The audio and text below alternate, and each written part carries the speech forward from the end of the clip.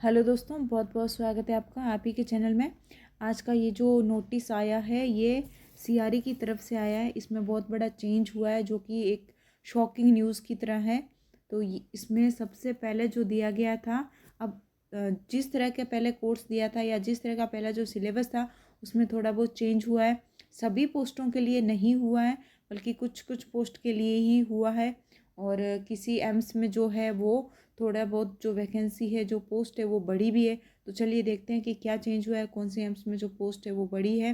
तो ये बड़ा ही चौंकाने वाला एक नोटिस है, क्योंकि इस तरह का नोटिस जो है वो पब्लिश होने के बाद में, किसी भी तरह का रिक्रूटमेंट निकलने के बाद में, जब आप फॉर्म अप्लाई करने लगते हैं, अब तो कुछ दिनों बाद में इसकी लास्ट डेट भी आने वाली है, तब ये जो है इन्होंने एक नया सर्कुलर जारी कर दिया है।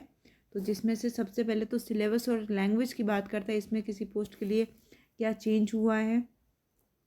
जैसे कि इसमें पहले दे रखा है junior medical record officer, medical record officer. तो उनके जो सिलेबस था उसमें पहले मेडिकल रिकॉर्ड्स आने वाले थे, उससे संबंधित जो क्वेश्चंस थे वो आने वाले थे। अब जो है टू बी रीड एज में दिया गया है कॉलम, उसमें आपको देखना होगा। पहले जो आप पब्लिश में देखते थे, अब उसके साथ साथ में आपको जो है वो टू बी रीड एज में देखना है। तो अब जो है उसमें mass communication, journalism, hospital administrative and public relations जो है उससे संबंधित सिलेबस आएगा। जो जूनियर मेडिकल रिकॉर्ड ऑफिसर के लिए ये सिलेबस अब रहने वाला है। दूसरा जो है lab attendant grade 2, laboratory assistant है, लेबोरेटरी अटेंडेंट ग्रेड 2 है, जूनियर मेडिकल लेबोरेटरी टेक्नोलॉजिस्ट है, या इतनी जितनी भी ये पोस्ट थी उससे संबंधित जो सिलेबस आने वाला था। तो पहले आने वाला था general math, English and hospital service related. अब जो आएगा वो आएगा मेडिकल लेबोरेटरी टेक्नोलॉजी, उससे संबंधित सिलेबस इसमें आने वाला है। फिर जो तीसरी पोस्ट है उसमें फायर टेक्नीशियन, सिक्योरिटी कम फायर असिस्टेंट, सिक्योरिटी कम फायर जमादार, इसकी जो पोस्ट थी उसमें जो जनरल मैथ एंड इंग्लिश आने वाली थी, अब जो है वो जनरल मैथ, इंग्लिश और उसके साथ में फायर सेफ्टी एंड सिक्योरिटी से संबंधित सिलेबस आएगा। तो ये चेंज हुआ है। अब जो पहले कुछ ग्रुप ऐसे थे, कुछ पोस्ट ऐसी थी जिसमें स्किल टेस्ट नहीं था, टाइपिंग टेस्ट नहीं था, अब जो है वो इसमें कंपलसरी कर दिया गया है। जैसे कि असिस्टेंट है या assistant administrative officer, executive assistant NS, junior administrative officer और ऑफिस असिस्टेंट। तो इनके लिए जो पहले जो था पब्लिश किया गया था कि इनकी जो स्किल टेस्ट है वो नील रहेगी, बट अब जो है वो स्किल टेस्ट जो है वो मैंडेटरी कर दिया गया है। इसमें किसी भी तरह की स्किल टेस्ट में आपको बैठाया जा सकता है। जैसे कि अगर आप एग्ज़ाम क्लियर करते हैं तो इससे, इस पोस्ट से संबंधित स्किल टेस्ट जो है वो आपसे लिया जाएगा। वो फिर चाहे इंटरव्यू बेसिस पे भी हो सकता है, कंप्यूटर बेसिस पे भी हो सकता है, तो स्किल टेस्ट रहेगा ये। दूसरा जो था data entry operator grade A, junior administrative assistant, lower division clerk, senior administrative assistant, UDC upper division clerk. तो इसमें जो था पहले टाइपिंग टेस्ट था, अब जो है टाइपिंग टेस्ट के अलावा इसमें जो है स्किल टेस्ट जो है इसमें मैंडेटरी कर दिया गया, इसमें भी स्किल टेस्ट आएगा। प्रोग्रामर में भी किसी भी तरह का स्किल टेस्ट नहीं था, लेकिन अब जो है इसमें भी स्किल टेस्ट आएगा। तो ये तीनों में ही जो पोस्ट थी इसमें स्किल टेस्ट आने वाला है।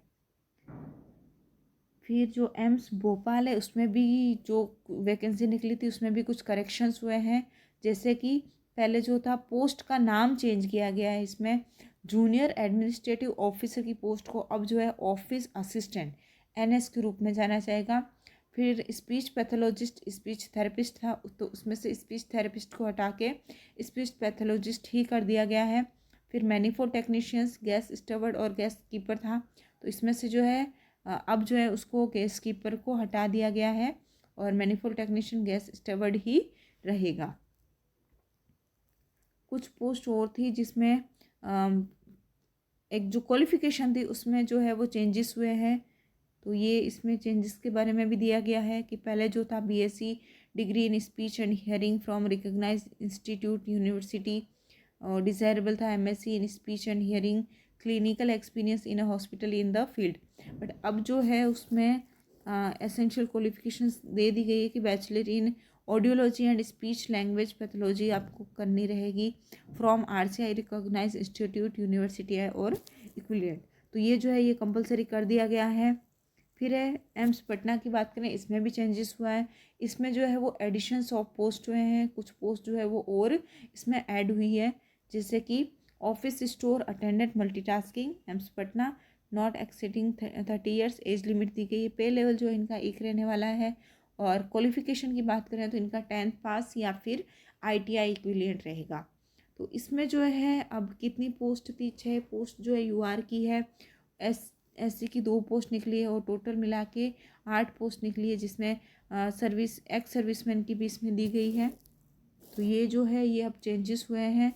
ऐसे चेंजेस नहीं होते हैं ज़्यादातर, तो ये एकदम शॉकिंग न्यूज़ है सभी के लिए। नोट भी दे रखा है, all the eligible candidates who have already submitted their registration form against the above mention post may kindly review their registration form as per this notice. तो जिन लोगों ने अपने फॉर्म भर दिए थे वो अपना जो फॉर्म है उससे रिव्यू कर ले, ऐसा एम्स CRE का कहना है। और भी कोई भी नोटिस आएगा वो एम्स की आपको साइट पे मिल जाएगा, यहाँ इन्होंने साफ साफ दे रखा है।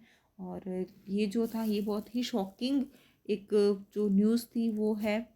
तो हम आगे भी आप तक ऐसी जो एम्स की जानकारी रहेगी वो पहुंचाते रहेंगे। मैं उम्मीद कर रही हूँ कि आपको वीडियो पसंद आया होगा। तो आगे की जानकारी के लिए भी हमारे चैनल को लाइक शेयर सब्सक्राइब ज़रूर करिएगा। Thanks for watching.